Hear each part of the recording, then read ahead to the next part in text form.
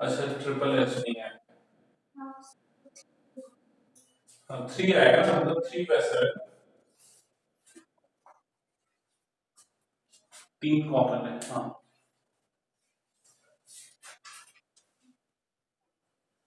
ठीक है, तो एक बार देखते जाओ और अपने आंसर्स बुक से मैच करते जाओ, कहीं कुछ प्रॉब्लम आए तो बताओ उसमें से।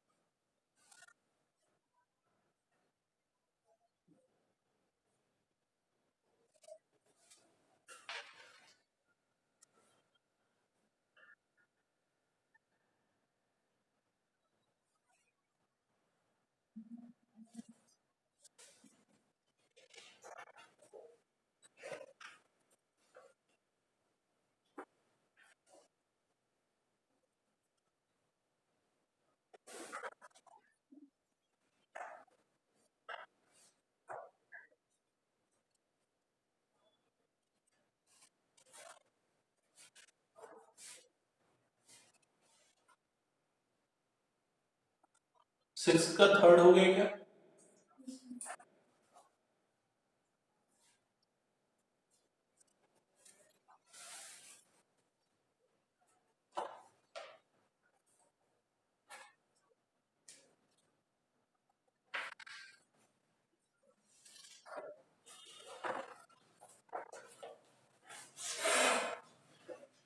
वैभव कहां तक हो गया?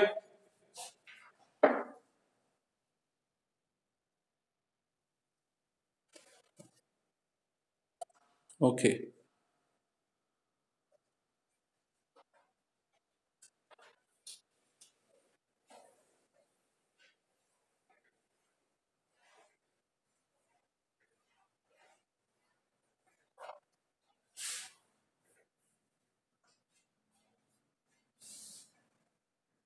6 का थर्ड हो गया क्या तुम लोगों का?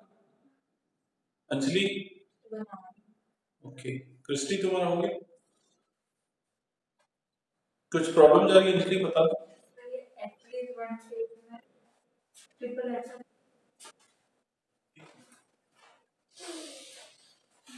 At least one tail. हाँ मतलब वन टेल वाला और नो टेल वाला दोनों काउंट उसमें लोगे।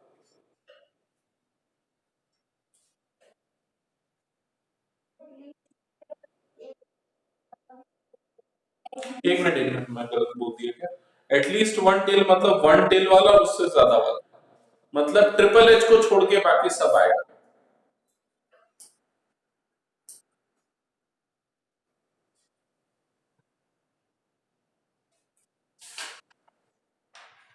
एटमोस्ट टू टेल मतलब दो टेल ज्यादा से ज्यादा, मतलब कि ट्रिपल टी को छोड़ के बाकी सब आएगा। ठीक है आगे हो जाएगा क्या अंजलि, छोड़ दें? ओके क्वेश्चन नंबर 7 ध्यान देना। क्वेश्चन नंबर 7 भी थोड़ा सिमिलर टाइप का है, लेकिन यहाँ पर दो क्वाइंस टॉस हो रहे हैं। तो जो सैंपल स्पेस बनेगा उसमें चार एलिमेंट्स होंगे, एक होगा HH, HT, TH, TT।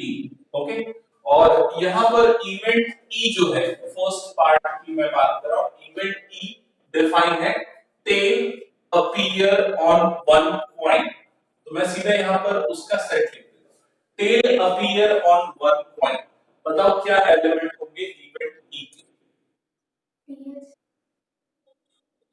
TH और एच टी। तो एच टी और T H tail appear on one point. Event F क्या बोल रहा है, वन कॉइन शोज हेड, क्या एलिमेंट होंगे बताओ उसके, same H T T H, clear है ये चीज। तो यहां पर आपको क्या निकालना है, probability of E given F निकालना है। उसके लिए आप पहले प्रोबेबिलिटी ऑफ ई इंटरसेक्शन, या सीधे ये फॉर्मूला यूज कर सकते हो, n of E intersection F upon n of F, ये फॉर्मूला। ई इंटरसेक्शन एफ निकालो, ई इंटरसेक्शन एफ मतलब ये क्या है, एच टी टी एच, ठीक है। तो कितने एलिमेंट्स, दो एलिमेंट्स डिवाइडेड बाय दो, तो आंसर क्या आ जाएगा, 2 बाय 2।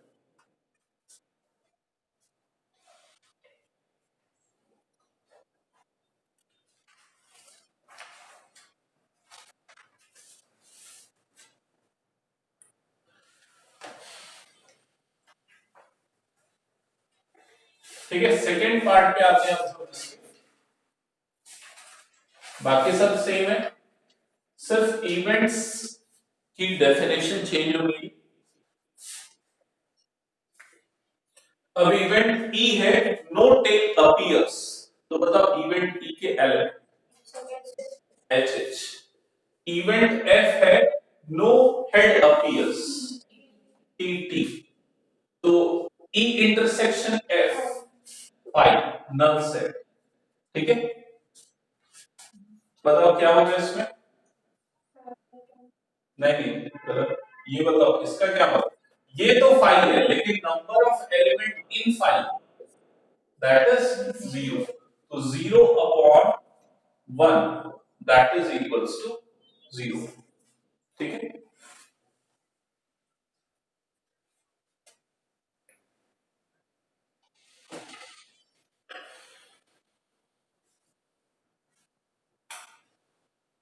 ओके, लिस्ट कर दो। नेक्स्ट क्वेश्चन पढ़ो, क्वेश्चन नंबर 8।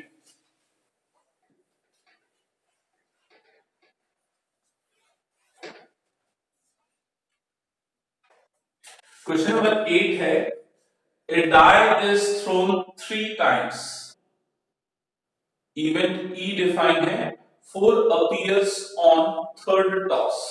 तो एक डायस को 3 बार थ्रो कर रहा है, मतलब सैंपल स्पेस आप समझ लो क्या आएगा, 2 1 6 होगा ना मेरे ख्याल से, 6 टू द पावर 3, ठीक है।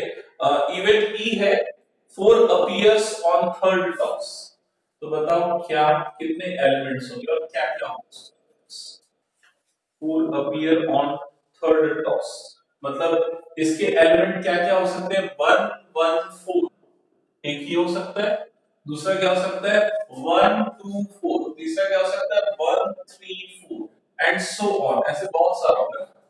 कितना होगा count,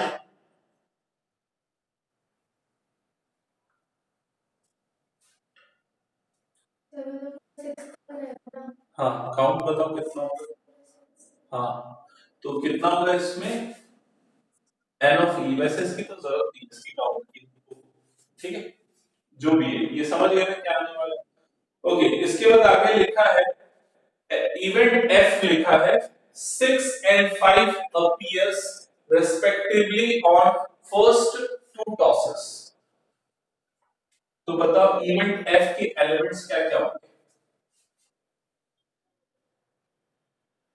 6 and 5 appears on respectively first 2 tosses, तो इवेंट एफ के एलिमेंट्स, हाँ मतलब 3 बार टॉस किया ना, तो पहले टॉस में 6 आया, दूसरे टॉस में 5 आया, ऐसा गिवन है, तो इवेंट एफ के एलिमेंट्स, नहीं 6 5 1 6 5 2 6 5 3 6 5 4 6 5 5 6 5 6, समझ में आया कि नहीं, मतलब कि पहले टॉस में 6 आ रहा है, दूसरे टॉस में 5 आ रहा है, ये इवेंट एफ है, तो इसके एलिमेंट्स क्या क्या होंगे, 6 5 1 6 5 2 6 5 3, ये सब, ठीक है। और आपको इसमें क्या निकालना है, probability of E given F, ये निकालना है, ठीक है, तो उसके लिए ये formula number of elements in E intersection F upon number of elements in event F. तो डिनोमिनेटर तो मिल गया, number of elements in F कितना है वो 6। ई इंटरसेक्शन एफ कितने एलिमेंट्स होंगे बताओ, एक होगा, तो आंसर क्या आ जाएगा 1/6। समझ गए ना कैसे कि कुछ एक्सप्लेनेशन देना है इसमें? अंजलि क्लियर? कुछ समझ में नहीं आ रहा मुझे, नहीं है ना? देखो ये एफ के कहां समझ में नहीं है, एफ के एलिमेंट समझ में नहीं आए, ई वाला समझ में नहीं आया। देखो इवेंट ई क्या बोल रहा है कि जो 4 है वो थर्ड टॉस में है, तीसरे बार में 4 है, पहले दूसरे बार में कुछ भी आया वो नहीं पता, लेकिन तीसरे बार में 4 आया। तो ऐसे कितने एलिमेंट्स हो सकते हैं जब तीसरे टॉस में थ्रो आ रहा है? तो पहले में 1, दूसरे में 1, तीसरे में 4, 1 2 4 1 3 4, ऐसे बहुत सारा हो सकता है। समझ गए ये चीज? इवेंट एफ बोल रहा है कि पहले में 6, दूसरे में 5 और तीसरे में जो भी आया, तो ये उसके 6 एलिमेंट्स हो सकते हैं। अब ई इंटरसेक्शन एफ मतलब दोनों में कॉमन, तो दोनों में कॉमन कब होगा? वो यही वाला एक केस हो सकता है जो दोनों में कॉमन है कि पहले दो में 6 5 और आखिरी वाले में 4, ये दोनों का इंटरसेक्शन एक ही सिंगल एलिमेंट है, इसीलिए इसमें सिर्फ एक एलिमेंट एग्जिस्ट करेगा और इसमें कितने एलिमेंट है 6। क्लियर?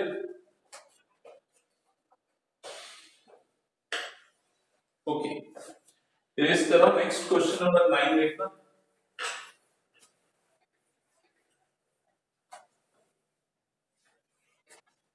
क्वेश्चन नंबर 9 है mother father and son line up at random for a family picture. ठीक है, और इसमें कंडीशन जो है कि son on one end, son on one end, F father on in middle, father in middle. ठीक है, तो पहले तो हम सैंपल स्पेस बना देते हैं। सैंपल स्पेस एस, एलिमेंट्स क्या क्या होंगे बताओ।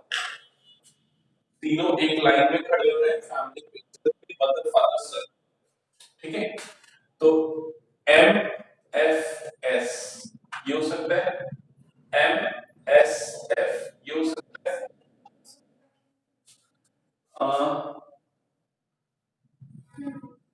7 हो गया, ये वो परम्यूटेशन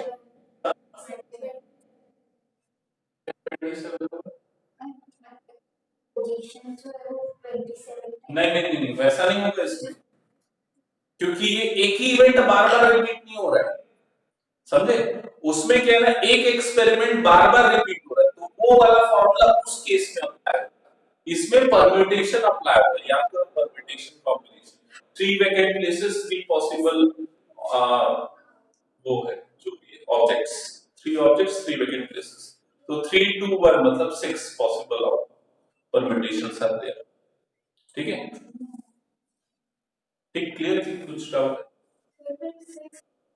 हाँ 6 आएगा। देखो क्या होता है, जैसे कि ना वो टॉस वाला जो एक्सपेरिमेंट है, उस एक्सपेरिमेंट में एक ही एक्सपेरिमेंट बार बार रिपीट हो रहा है, तो जब एक एक्सपेरिमेंट बार बार रिपीट हो रहा है ना, तब वो वाला फॉर्मूला लगता है, number of outcome divided by कितने बार वो रिपीट हो रहा है, number of times it is repeat. लेकिन यहाँ पर क्या है ना, हमारे पास 3 वैकेंट प्लेसेस है फोटो खिंचाने के लिए और 3 पर्संस है, इनको हम कितने डिफरेंट वेज से फिल कर सकते हैं। So first place can be filled by 3 ways, second place can be filled by 2 ways, third place can be filled by 1 ways. So the total number of ways to the 6. ठीक है, तो ये हो जाएगा फिर S F M, S M F और फिर F M S, F S M. ठीक है, आप इसको कैसे बना सकते हो, पहले प्लेस पे मदर को रख दो, दोनों की पोजीशन इंटरचेंज कर दो, फिर पहले प्लेस पे सन को, दोनों की पोजीशन, ऐसा करके टोटल 6। अब उसके बाद इवेंट ई के एलिमेंट्स बताओ क्या क्या।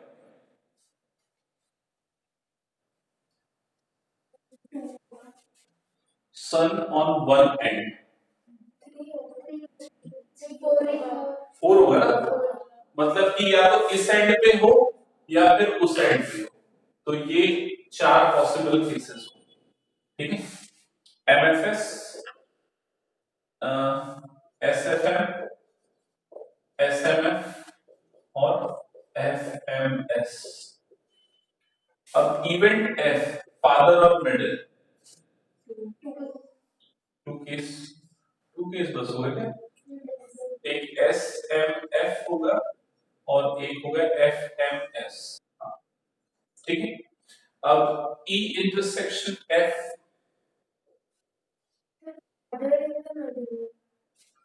अलग, यहाँ एफ, यहाँ एम, यहाँ पर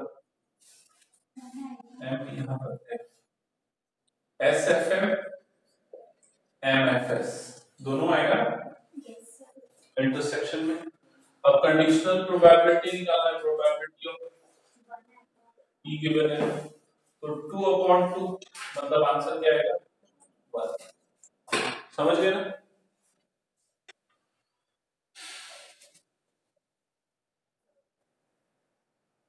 ओके,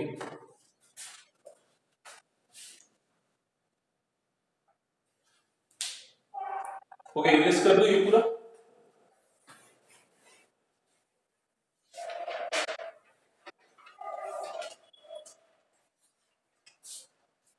नेक्स्ट क्वेश्चन नंबर 10 है, a black a red dice are rolled, तो दो डाइस हैं, एक ब्लैक एक रेड है, रोल कर रहे हैं। ऑप्शन ए, ऑप्शन ए मतलब फर्स्ट पार्ट है इसका, find the conditional probability of obtaining a some greater than 9 given that black die resulted in a 5। अब यहां से अगेन क्वेश्चन का लेवल चेंज होगा। कैसे चेंज होगा?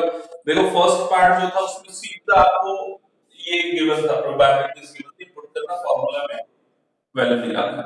उसके बाद आपको इवेंट्स डायरेक्टली गिवन थे, डिफाइन थे। अब इवेंट्स डायरेक्टली डिफाइन नहीं है, ठीक है। तो क्या बोल रहे हैं? दो डायस है, ब्लैक और red, find the conditional probability of obtaining A some greater than 9।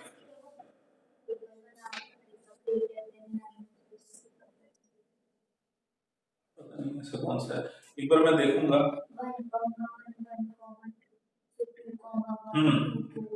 कर सकते, हाँ वैसा भी कर सकते। पहले मैं जिस अप्रोच से बोल रहा हूँ उससे पहले सोचो। देखो पहले ना आपको ई और एफ को आइडेंटिफाई करना है कि इवेंट ई क्या है और इवेंट एफ क्या है। ये कैसे आइडेंटिफाई करोगे? तो आप क्वेश्चन को पढ़ोगे कि आपको किस चीज की प्रोबेबिलिटी निकालनी है। तो क्या लिखा है? Conditional probability of obtaining A some greater than 9। तो आप पहले लिखोगे इवेंट ई और यहां पर लिखोगे ऑब्टेनिंग ए सम ग्रेटर देन 9। समझ में? पहले इवेंट ई आइडेंटिफाई करना, फिर इवेंट एफ आइडेंटिफाई करना है। तो इवेंट एफ क्या है बताओ, क्या होगा बताओ क्वेश्चन पढ़ के।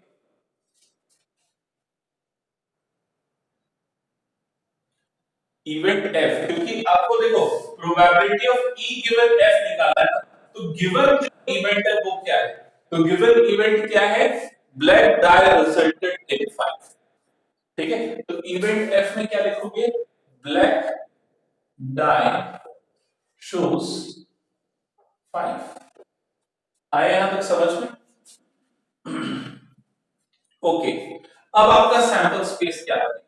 अब सैंपल स्पेस तो बहुत बड़ा बनेगा क्योंकि दो डाइस थ्रो हो रहे हैं, तो 6 into 6 मतलब 36 बनेगा। क्या क्या होगा वो? 1 1 1 2 1 3 ऐसा करते हुए पूरा कहां तक? 1 6 तक। फिर वैसे भी 2 1 2 2 2 3 ऐसा करते हुए 2 6 तक। फिर ये करते हुए कहां तक जाएगा? 6 1 6 2 6 3 ऐसा करते हुए 6 6 तक। तो ये आपका बन जाएगा सैंपल स्पेस जिसमें टोटल 36 एलिमेंट्स होंगे। क्लियर है? पूरा लिखने की जरूरत नहीं, बस इतना रफ में लिख दिया। अब इवेंट ई तो डिफाइंड हो गया था, लेकिन उसके एलिमेंट्स जो होंगे वो क्या क्या होंगे देख के बताओ। पहले हम स्टार्ट करते हैं सबसे छोटे से। सब ग्रेटर देन 9, ग्रेटर देन 9 मतलब 10, तो ऐसे दो नंबर्स जिनका सम 10 हो, 6 4 ये हो सकता है, या फिर 4 6, ठीक है। अब 11 किनका सम हो सकता है, 6 5 या फिर 5 6, और लास्ट क्या हो सकता है, 6 6। क्या यहां तक समझ में आया क्या, कैसे निकला ये? नहीं, ग्रेटर देन बोला ना। ये क्लियर सबको? अब इवेंट एफ में बोल रहा है कि ब्लैक डाई शोज 5, तो अभी हमने ऐसा तो लिखा नहीं कि पहला वाला जो है वो किसका है, ब्लैक, तो हम मान लेते हैं कि पहला वाला जो नंबर दिखा रहा है वो रेड डाई का नंबर दिखा रहा है, तो दूसरा वाला ब्लैक डाइस का नंबर दिखा रहा है, तो ब्लैक डाइस ने 5 शो किया, ये गिवन है, तो क्या होगा बताओ, इवेंट 1 5 2 5 3 5 ऐसा करते हुए 6 5, समझ में आया यहाँ तक? ठीक है। अब आपको निकालना क्या है, ये तो क्लियर है, probability of E given F निकालना है, आपने इवेंट टी और एफ इसीलिए डिफाइन की उसी तरीके से, तो इसका फॉर्मूला भी आपको पता है, n of E intersection F upon n of F, ठीक है। तो n of E intersection F यहां से निकालो, ई इंटरसेक्शन एफ 1 आएगा क्या, क्यों 5, अच्छा इसमें हम लोग एक चीज मिस कर रहे हैं, हम भी ध्यान नहीं दिए, और भी होंगे ना, ये 5 5 भी तो होगा ना, है ना, और भी कोई सा होगा क्या, मतलब 10 आने के 3 पॉसिबल केसेस हो सकते हैं, 11 आने के 2 ही हो सकते हैं, और 12 आने का एक ही हो सकता है, ठीक है। तो यहाँ पर ये टोटल इतने एलिमेंट्स हो, और ई इंटरसेक्शन एफ में अब दो एलिमेंट्स आएंगे ना, एक से 6 5 और 5 5, 6 5 और 5 5, ठीक है। तो आंसर क्या हो जाएगा, 2 अपॉन 6, मतलब 1 अपॉन 3।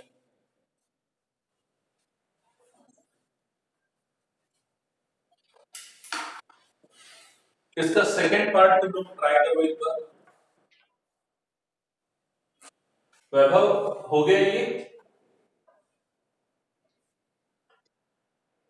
ओके।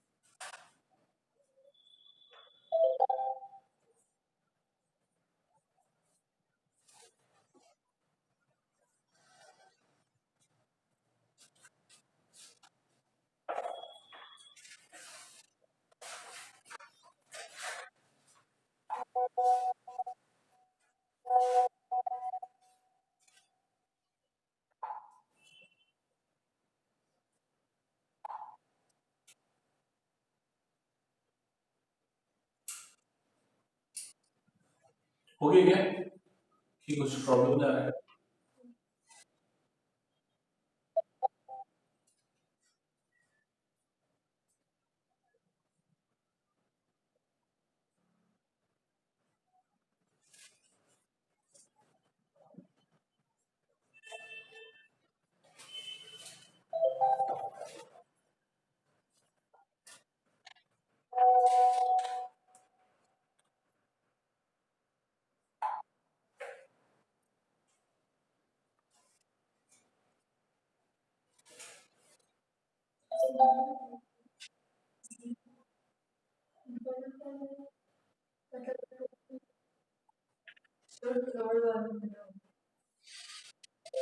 थर्ड वाला मतलब इसमें तो दो ही पार्ट है।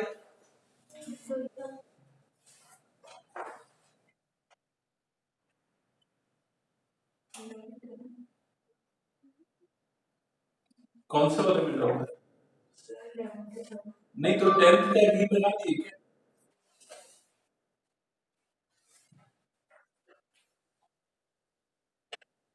अच्छा तुम 11th बनाना चालू कर दी।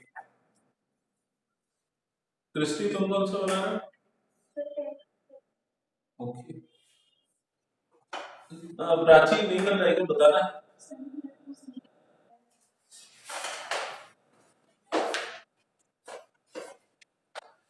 एक्सपेरिमेंट तो सेम है, तो सैंपल स्पेस वही रहेगा, इवेंट्स अलग अलग है, तो देखते हैं इवेंट्स क्या होंगे।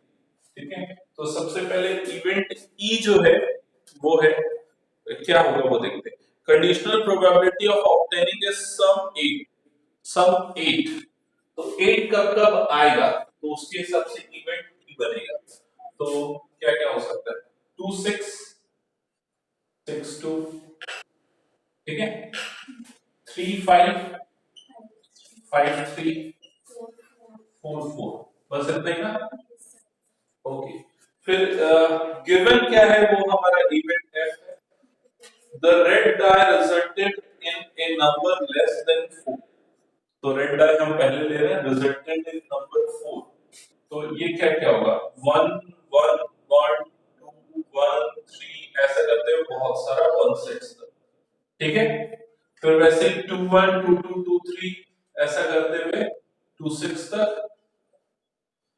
और फिर उसके लास्ट 3 1 3 2 3 3 करते हुए 3 6 तक, यही होगा ना।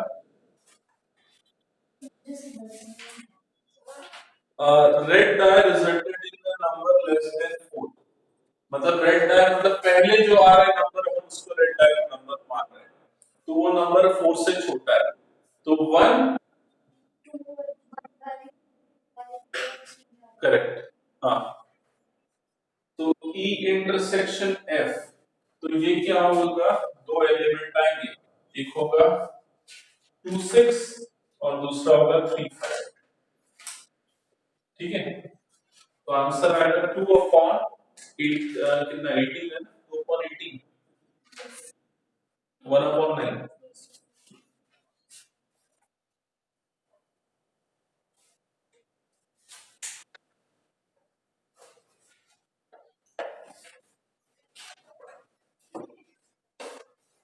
ओके, इरेज कर दो। ओके, नेक्स्ट 11th बनाओ इनका।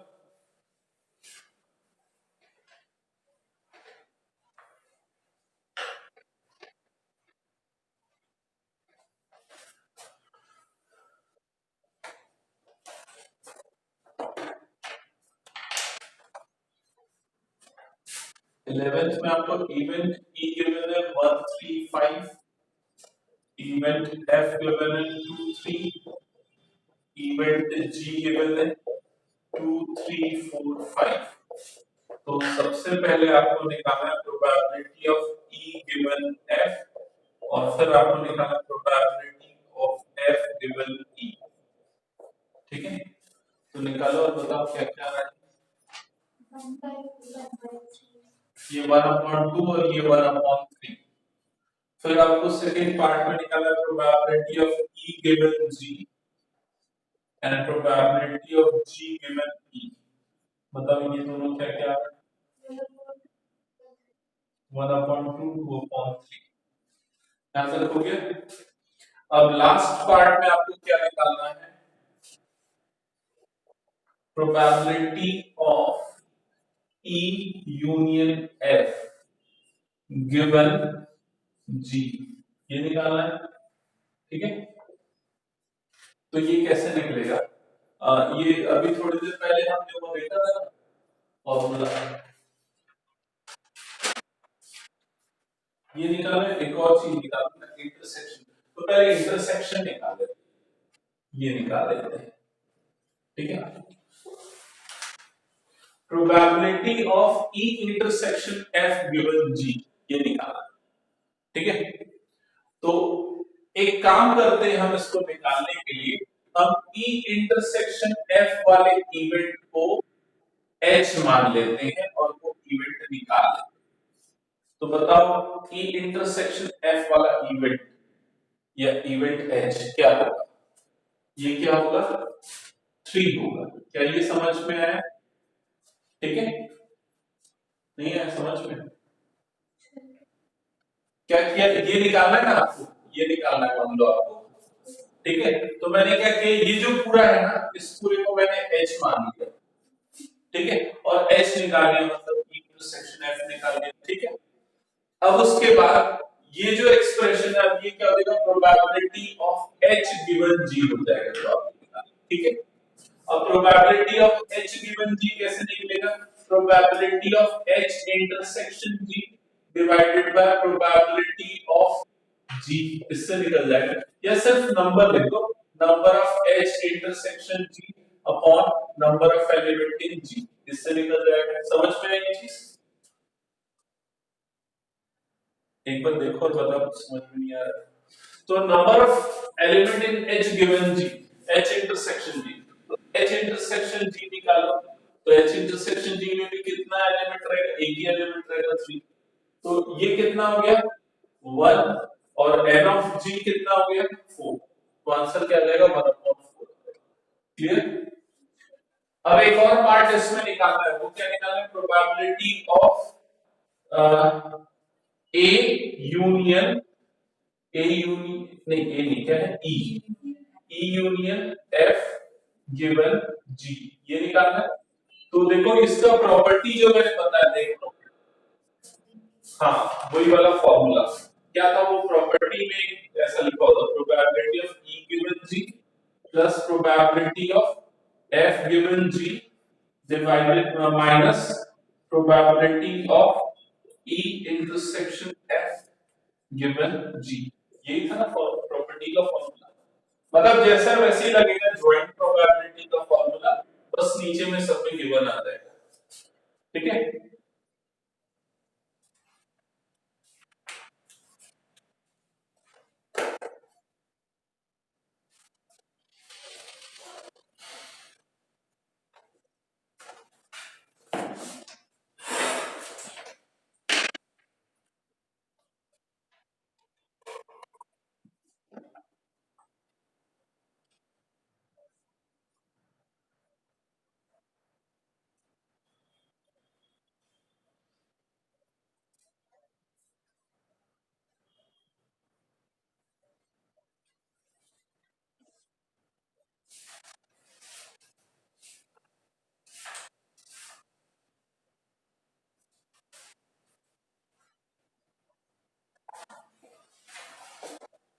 हो गया क्या ये? अब एक काम करो, मैं बाकी क्वेश्चंस का मैं हिंट देता हूं। ठीक है, आप अपनी कॉपी में हिंट नोट करो और उसको सॉल्व करना।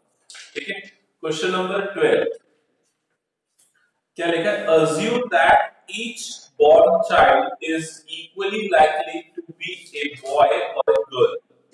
If a family has 2 children, what is the conditional probability that both are girls given that the youngest is a girl? तो इसमें दो आंसर निकाल। ठीक है, पहली चीज तो ये कि आप इवेंट ई आइडेंटिफाई करना। इवेंट ई आपका क्या हो गया? Both are girls. ठीक है, तो आपको लिखना है तो लिख लो इवेंट ई, यहां पर क्या रहेगा? Both girls.